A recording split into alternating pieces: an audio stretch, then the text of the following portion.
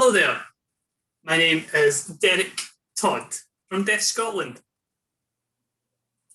We have a guest with us here today. Please introduce yourself. Hi, Derek. Hi, everyone. I'm Brendan Paddy. I'm the director of Ramblers Scotland, and we're one of the biggest organisations running recreational walks in the country.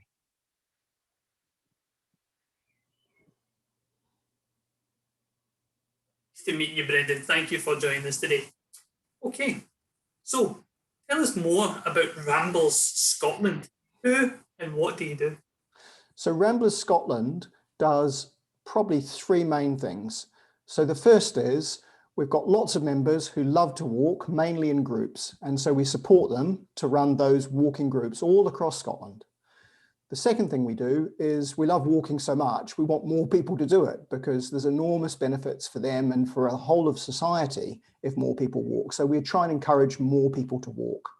But we also, and this is really important, try and make sure that the environment people walk in is a brilliant walking environment, so protecting nature itself, but also protecting access to nature. So making sure people can get onto the amazing places in Scotland where they want to walk and that there are paths and other facilities for them to allow them to enjoy those places.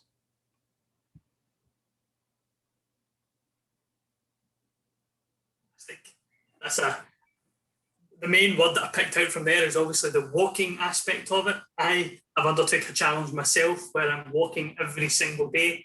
I'm walking roughly a 5K, try and keep that as a minimum on a daily basis. So yeah, I noticed as well, you mentioned your organisation. You have a monologue that's at the heart of Scotland. Is that right? Oh, sorry, walking. Maybe I've got it wrong myself. Maybe walking is still the heart of Scotland. So I think what we've seen, especially during the lockdowns and coronavirus, is many, many more people having the opportunity to walk every day, as you've been doing, Derek. And I think what they've discovered is that's amazing. So people, when they talk about walking, tend to say, oh, it's really good for your heart and lungs. It's really good, you know, for mental health. And what they miss out is it's just really enjoyable. It really lifts people's mood. And that is fantastic for their well-being. And I think that's what lots of people have discovered.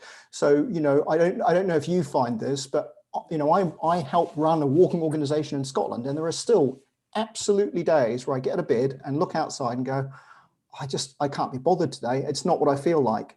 Do I have to? And I push myself out the front door and I never, ever regret it. You know, sometimes you do need to give yourself a little push, but once you go, the things it does for you, the change in your mood and the change for the rest of the day is incredible.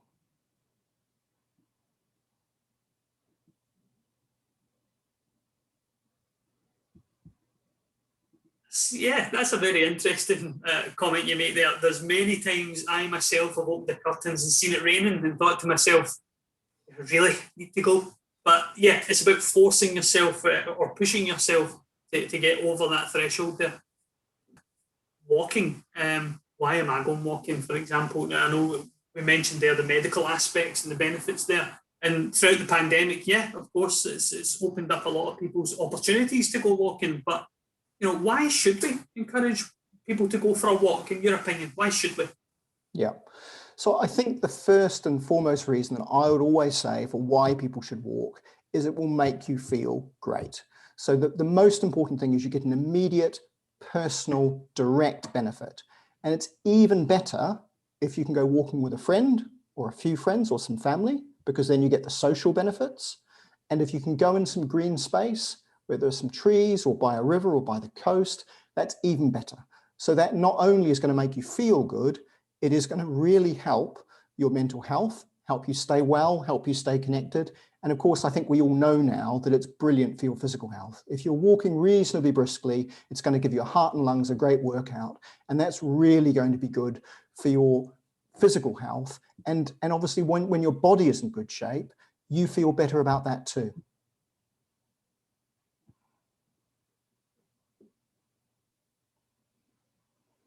Yeah, I like that one. You said connecting people.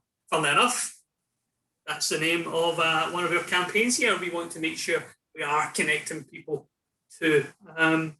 So, some deaf people that are out there, may feel, in their own opinions, going walking, I don't know where to begin. How to plan a walk, for example, because I mean, it's different from walking down to a local shop and walking for pleasure. These are different things. So how do we encourage them to start off? Yeah, so I think that's a really good point, Derek. What we often find is people, whether they're deaf or not, often aren't sure where to get good information about walking, and they're not sure sometimes how prepared they need to be. What do they need to do if they're going to do a little bit more walking recreationally? Because as you say, it is a bit different from going to shops. You might need to prepare slightly differently. And so we're lucky in Scotland, there are some great resources. So one place I would always point people to is Walk Highlands, which is a brilliant website in Scotland, which doesn't just do big mountain walks, but will also help you find walks in your community. And Ramblers Scotland very shortly is also planning to publish the first ever complete digital map of Scotland's paths. Well, I say complete, it'll be as complete as anyone's ever managed. And the idea is that we keep building on it. So that's another resource. So I would start by going online and finding local paths, because to be honest, you might not necessarily find them on maps. So if you pull out an OS map, often the paths you might want to walk on won't necessarily be there. So that is a little bit of an issue. And then there's loads of great places you can go for advice. And I'd say there's very few things you need to start walking for fun. You can start doing it in the clothes that you're wearing. You don't need any special equipment. But quite soon, the kinds of things you might find, you might want to invest in a decent pair of walking shoes or boots, and those will make your walking more comfortable and more enjoyable. So once you start walking regularly, you find something like that would make a difference. And this being Scotland, it's worth having a decent coat.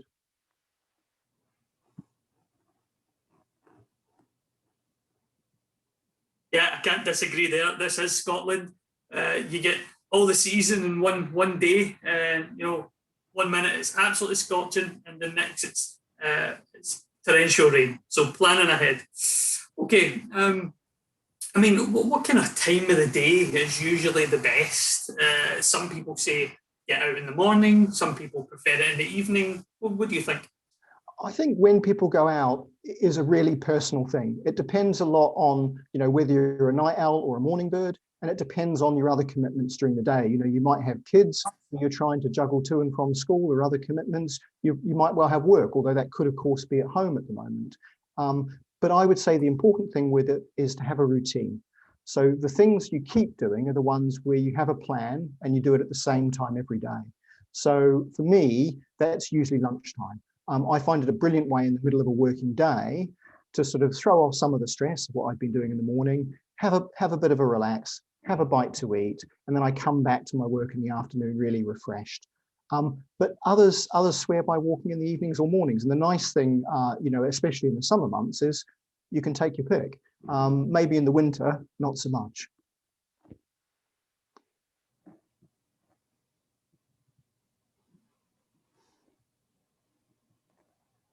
Very helpful. Those tips are great. Yeah. Okay. So moving on, the actual physical act of walking itself. I mean, is there a preferred pace? Should you be briefly kind of speed walking, or should you take your time? What do you think? So again, how quickly people walk and how far they walk is really personal. So a lot depends, on how much you walk normally. So if you're someone who does a lot of walking to get about the place, you might find you can immediately start doing quite long walks and really enjoying it. But if you don't do a lot of walking in your normal day-to-day life, you might want to start with something really short. I wouldn't suggest pushing yourself. The point is to enjoy it. And you can, if you want a challenge, you can always build up to that, once you've got your time. The one thing that is worth noting, and this is something that's really important, is if you want to get the maximum physical health benefits, you need to push yourself perhaps just slightly harder than you would if you were doing a normal walk to the shops. So it doesn't mean you have to break into a jog, but you do want to be getting to the point, not where you're breathless, but where you're just getting to that point where you can hold a conversation comfortably, but you're on the edge of that being, too many things going on with your heart and your lungs. So that's to get the maximum physical benefit. But, one thing we've learned about exercise is any exercise you do is better than sitting on the couch. So if you feel really uncomfortable getting to the point where you are just short of being slightly out of breath, then walk at whatever pace you like, especially if you've got mobility issues. You're far, far better off getting out and walking at any speed you're comfortable with. So, you know, yes, you'll maximize the physical benefits by pushing yourself a little, but not if you stop walking.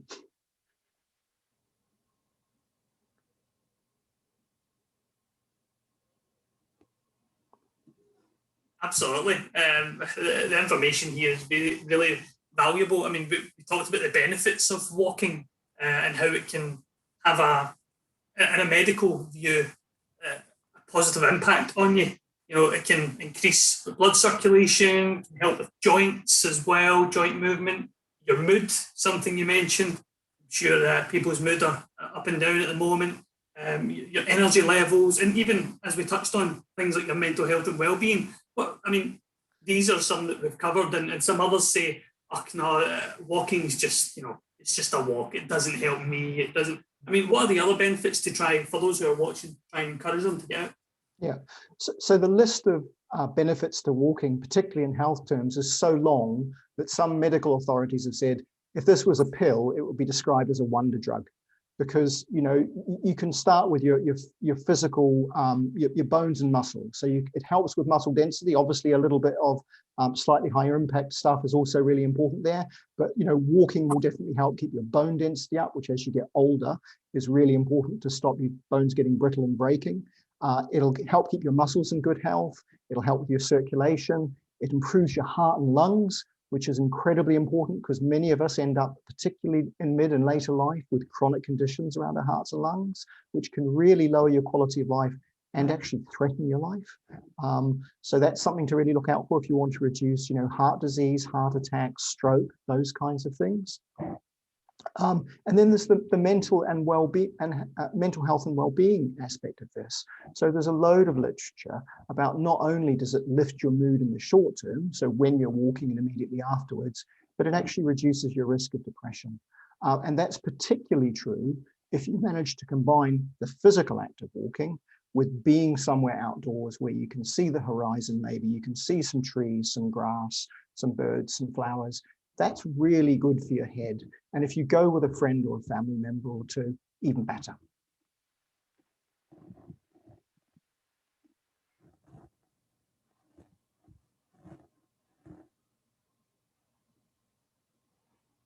I've seen loads of people who are walking. So, couples, for example, maybe even older couples as well. I've seen families out walking during my own walks, even, you know, families with young children in their prams.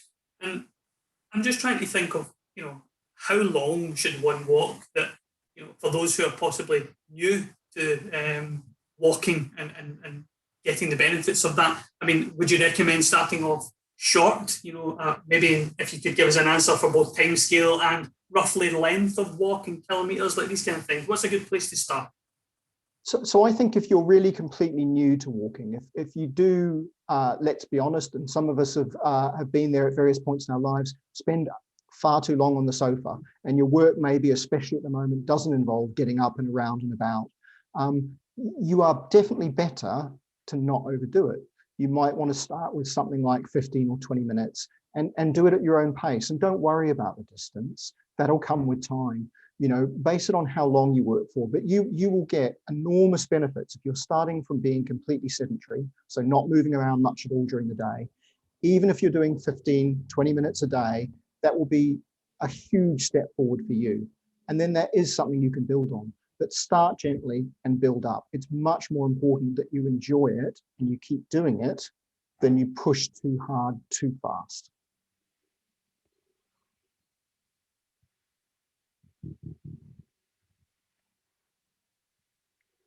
Valid points, yeah, very helpful. Okay, so well, for me, personally, you know, I think of safety quite a lot. You know, I'm a deaf person myself, and when I'm out a walk, I almost have to work harder to ensure my safety. For example, yesterday I went out a cycle, and a cyclist went flying by me, and I obviously couldn't hear that person going by. So, if you get any safety tips that might help, you know, in terms of maybe items of clothing that will be more visual, sticking to cycle paths, I don't know, foods even, anything to keep yourself safe?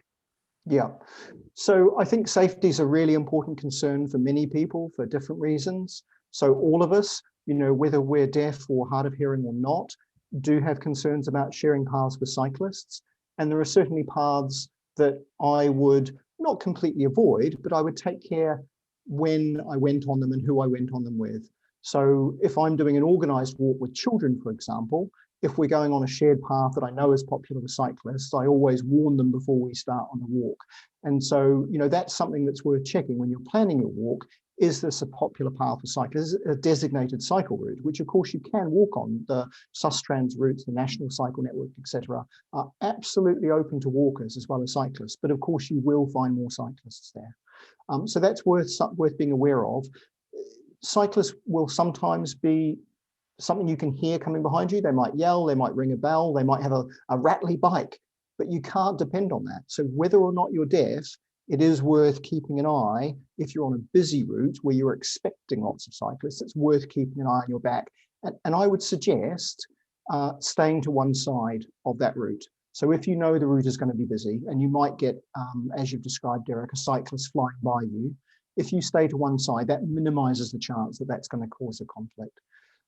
The other thing that comes up a lot, and this is particularly something that affects women, but it's not true, it's also an issue for many men, is many people feel unsafe walking in places that are quite unpopulated, or walking after dark, or walking in areas that they just otherwise, or that are poorly lit, that they just perceive as not being safe. And that is one reason why many people prefer to walk with a friend or a family member, or indeed part of a group. I mean, one of the reasons many people join the Ramblers, and I always have mixed feelings about this. I'm really glad that some women join the Ramblers because they feel safer walking with our groups, but I'm really sorry that they feel that's necessary.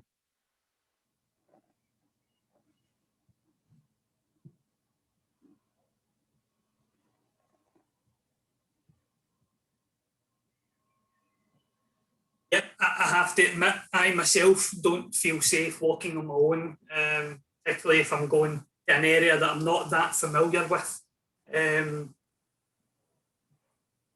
Or maybe on some occasions, you know, the names of places that I'm entering, I'm like, I'm not too comfortable here.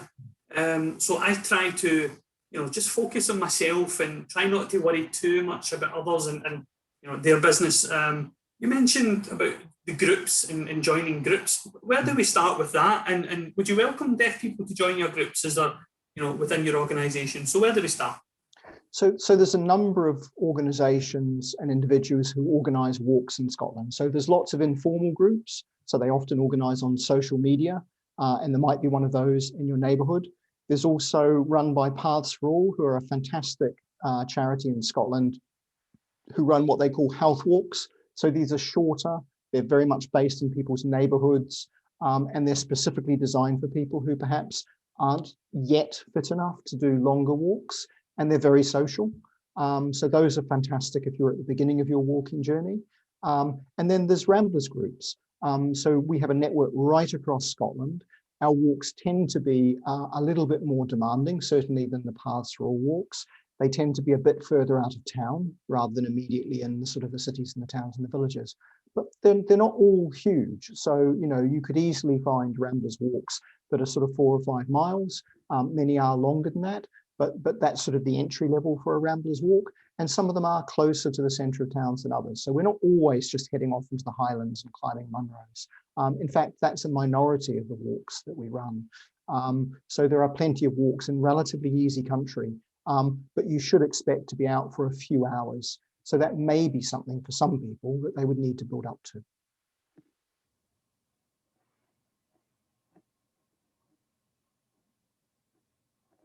That's great. Can I double check? Was it Paths for All? Yes, that's right. So Paths for All. And I think in terms of what to expect as a deaf person, I think it's really important that you have a conversation, if you're going on an organised walk ahead of time, with the walk leader so that they know you're coming, and they can try and make any plans to ensure that you are fully included. There isn't any reason why someone who is deaf or hard of hearing shouldn't be able to join a walk. And it is the case that in the normal course of a walk, the kinds of things the group would do anyway will hopefully help you feel safe and to enjoy that walk. But there are some things that people who aren't deaf or hard of hearing just don't know, like making sure they face you when they're talking to you. Maybe if necessary, sort of touching an upper arm or an elbow if they need your attention. So small things like that, which, you know, obviously deaf and hard of hearing people are very used to. You might find that some of our walk leaders and some of the members just need a little reminder about some of those things. But if you talk to the walk leader, I'm sure most of them would be happy to help make sure that you were made to feel welcome and included. Wonderful. That's really great. And I hope that encourages more people to join. You know, maybe they can even meet new people, meet new friends, and, you know, have different conversations there, and that could be a potential hobby for them going forward. We mentioned access, and kind of the access to communication as well within these groups. Maybe some of those have, you know, the use of sign language within their groups. And I appreciate as well that walks can be a very visual thing, and maybe the leaders there are kind of explaining of the areas or pointing out any hazardous things that may happen within that walk. Am I right? Yeah. So I think the experience you have on one of our walks, and probably on other led walks as well, will really vary a lot depending on who the volunteer walk leader is. So we provide training to our walk leaders to help them think about the needs of the group and to make sure that everyone has a great time and feels included. But obviously we're all different and people have different experiences and levels of knowledge. So you probably shouldn't expect people to necessarily be able to sign, but I absolutely wouldn't say to you that that isn't going to happen, because it may, because we're part of society and there are plenty of people out there, deaf or hard of hearing or otherwise, who do speak British Sign Language. So, you know, that would be another thing you could ask the walk leader about if there is anyone in the group who might have some sign language. And then I think when you get out there, I have to be honest, it tends to be members of the groups having conversations rather than what you might consider a guided walk. So the leader of the group is there to show you the way, to keep people safe, but they aren't going to be a tour guide. So they might point out some things of interest along the way, and you can try and make sure that you're in front of them so you've got the best chance to lip read if that's something that you're relying on. But you might equally find that there's somebody in the group who just happens to know a little bit of local history, or who knows what that flower is, or who can tell you something about the ecology of the river you're walking along.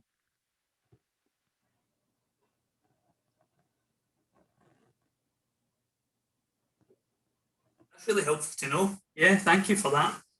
I know that, you know, for me, there's one part I'm still a bit iffy about, and that's, you know, using maps, as we touched on earlier.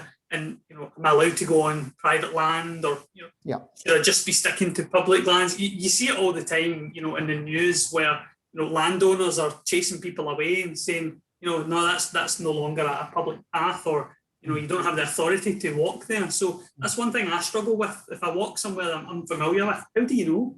Yeah. So there's a very common issue for people in Scotland who are beginning walking in the countryside, which is they're not sure about where they can walk. Either they don't know where to start, or they're worried that they're not going to be welcome or allowed on some of the places they want to visit.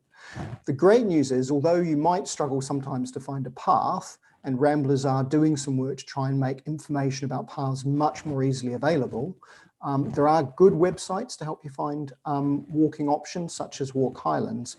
But the really good news is, almost without exception, you can walk where you like. I mean, obviously you aren't going to walk through, you know, a field of crops, you know, and you'd want to be careful about walking through a field with livestock. But as long as you aren't damaging things, as long as you aren't interfering in people farming or doing whatever they are doing on the land, you can walk where you like. You do not have to stay on a path. And because a lot of the paths in Scotland are informal, you often find that you are having to cut across, even if you aren't intending to walk off a path. You may have to do that to join up pieces of the path that you're on. So that's the good news. Really, the only exceptions, you know, that you need to be very aware of is you don't want to walk obviously right outside somebody's front window. That wouldn't be polite in the city, and it's not polite in the country either. So, try and stay away from, people's, the immediate areas around people's homes. And obviously if somebody is working, let's say it's forestry work or, a farmer's yard, you need to be very careful about crossing those areas. And unless there's a right of way, which should be marked on maps, they're perhaps better avoided. But in many cases, signed paths will go through farmers' yards. And, even if there isn't a path, so long as you're careful and respectful, there should be no problem with you doing that.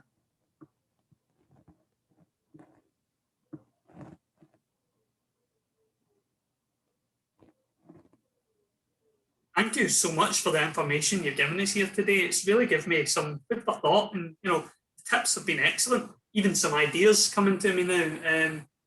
We mentioned about how we motivate others and encourage them and push them a little bit to get out and about. Do you have any kind of final tips that you find would be helpful to new starts, or because we've mentioned already, it's good for mental health and well-being, which is crucial. So, anything else to add? I think one thing that I'd really encourage people to do, and this is kind of born out of the recent experience we've all had in lockdown, is if you haven't already, use walking to explore your neighborhood. I mean, I have to admit, the first thing I think of when I think of walking is heading off the big hills, and I haven't been able to do that, and I've really missed it. But the joy of it has been I've done so much more walking in and around my immediate neighborhood, places I can reach from my front door. And I'm always discovering new little things, bits of history, a tree I've never seen before, a little bit of path that connects two things that I didn't realize were connected. And that's been a real pleasure. So don't turn your nose up about the things you can do from your doorstep. Yes, it's lovely to head for the coast, or, for a nice bit of woodland or a riverside, or the mountains. But you can actually have, if you're just starting especially, you can have brilliant experiences on your doorstep just by wandering. And you can do that in an unplanned way. If you don't have a goal, if your goal is just simply to go out and enjoy a walk, get into the fresh air, see what you can see, maybe have a chat with whoever you're with, then you'll discover things along the way. And that's a huge part of the joy of it.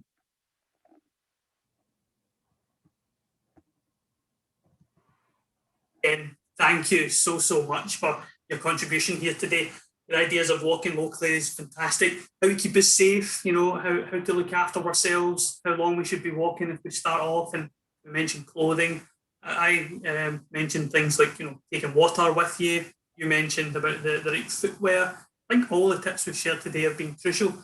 And I'm going to show the website at the end of this clip so that people can have a look and see how they can contact you. And I'm sure you'd be happy to receive any inquiries, both online or via email, or use Contact Scotland BSL, for example, or any other ways of communicating.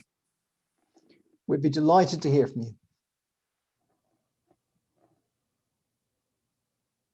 Thank you so much, Ramblers Scotland. Thank you.